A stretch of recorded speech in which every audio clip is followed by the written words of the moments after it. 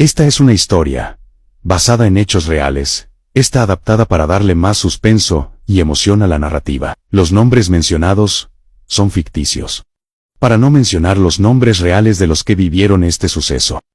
Hacía varios años, en un rincón de Comalcalco que entonces se llamaba Barranco Norte, la casa de los abuelos de María era el refugio de sus tardes de juego. Junto a Juan, Marcos, Gabriel y Lorena, se escondían entre cuartos y rincones mientras la abuela moliendo maíz para el pozol llenaba el aire con el ritmo constante del molino, y don Francisco, el abuelo, se perdía en sus terrenos de cacao bajo el sol caliente que pegaba fuerte sobre las hileras de árboles. La casa de los abuelos era una construcción de adobe y palma, con un gran patio donde siempre había algo que hacer, desde tender la ropa hasta secar los granos de maíz al sol. Los niños conocían cada rincón, cada esquina donde se podía esconder, pero ese día sentían que el patio era demasiado pequeño para sus juegos. Habían oído hablar de los terrenos de cacao del abuelo, de senderos que se adentraban en el monte y de lugares que nadie visitaba desde hacía mucho tiempo. Esa jornada no debía ser distinta. Cuando don Francisco regresó al mediodía, su camisa estaba empapada de sudor y su sombrero de palma parecía más pesado que nunca. Dejó unos costales apoyados contra la pared de piedra, y suspiró con cansancio. Mijos, me quedo aquí a descansar un rato. El resto del cacao lo dejé más adentro, en el claro de la vieja higuera. Necesito que me ayuden a traerlo en la carreta,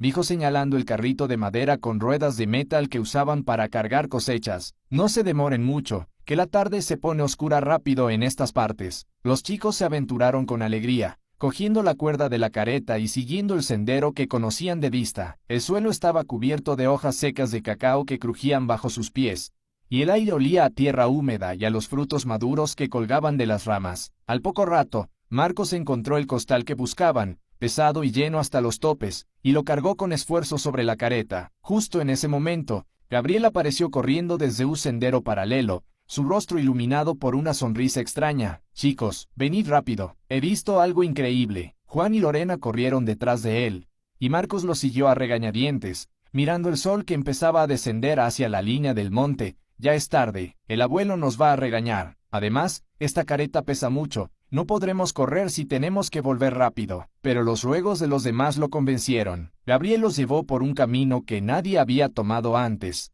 entre árboles más gruesos y maleza que casi tapaba el paso, hasta que apareció a la vista una casa abandonada, con los muros de adobe agrietados y el techo de palma casi completamente desplomado. Las ventanas estaban vacías, como ojos sin mirada, y en la puerta principal había un postigo de madera que se balanceaba con el viento, haciendo un ruido sordo y rítmico. Es perfecta para las escondidas, dijo Lorena, emocionada. Nadie viene aquí. Seguro que nos podemos esconder y nadie nos encuentra. En pocos minutos, estaban dentro de la construcción desvencijada. Los muros rotos dejaban pasar rayos dorados que se perdían en el polvo que flotaba en el aire.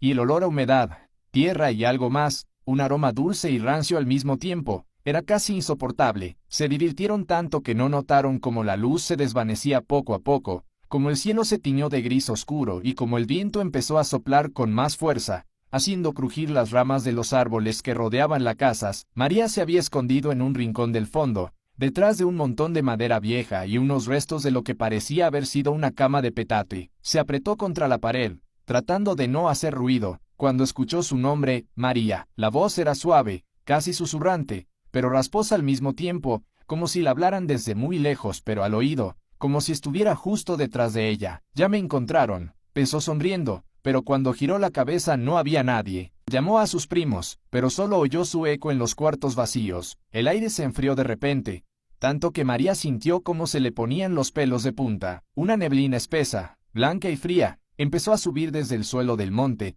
cubriendo el camino de regreso y tapando la luz que quedaba. María salió corriendo hacia donde había dejado a los demás, tropezando con piedras y restos de la casa, y cuando los encontró les contó lo que había oído. Pero las risas se escucharon de inmediato. Juan se rió más fuerte que todos, diciendo que se inventaba cosas para asustarlos, y Lorena le dio un empujoncito juguetón. ¿Tienes miedo, María? No hay nada aquí más que madera vieja y polvo. Marcos apenas dijo algo, pero su mirada estaba fija en la puerta de la casa, donde la neblina ya se había cuajado como una cortina blanca. Parecía haber algo detrás, algo que se movía despacio, pero no alcanzaba a distinguir qué era, hasta que escucharon el ruido. Primero fue un crujido lejano, como metal rozando contra tierra. Luego se hizo más fuerte, más cercano, cadenas gruesas que se arrastraban por el suelo cubierto de hojas, con un sonido metálico y estridente que hacía vibrar los huesos. Las risas se convirtieron en gritos ahogados en un instante. «¡Corre!», gritó Marcos, soltando la cuerda de la carreta y tomando la mano de Lorena. «Tenemos que volver a casa». Todos empezaron a correr sin mirar atrás, entre árboles y maleza que se les cruzaba en el camino, mientras el sonido de las cadenas se volvía más fuerte, más cercano. María corría a toda velocidad, sus pies no paraban de moverse, pero sintió que Lorena se quedaba atrás, jadeando y tirando de su mano para que bajara el ritmo. «No puedo más, María, me duele la pierna», gritó el nombre de su prima, pero la única respuesta fue el eco de las cadenas y un susurro que se mezclaba con el viento. «No se vayan, quédense conmigo». Al dar un paso más, María tropezó con un tronco grueso que bloqueaba el sendero. Alguien lo había puesto ahí, porque antes no estaba, y se cayó al suelo, sintiendo cómo se le rasgaba la falda y le dolía el codo. Al voltearse para ver dónde estaba Lorena, vio que la neblina se había abierto un poco, dejando ver una figura blanca que avanzaba despacio hacia ellos. Era una mujer vestida de una larga túnica blanca, tan blanca que brillaba en la penumbra, con el rostro cubierto por un velo que no dejaba ver nada más que un par de ojos oscuros y brillantes. En sus manos llevaba algo que brillaba con luz fría,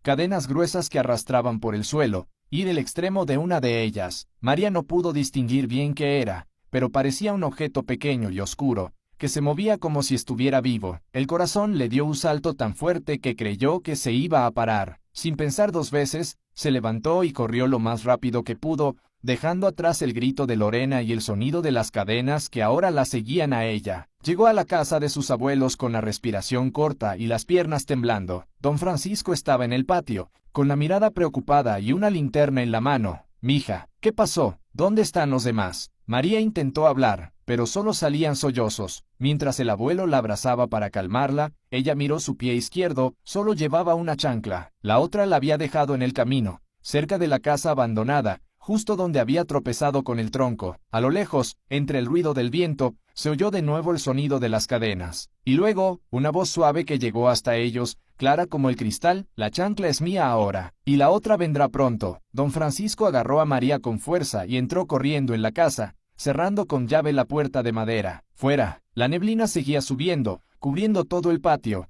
y en la oscuridad del monte se veía un punto blanco que se movía despacio hacia la casa.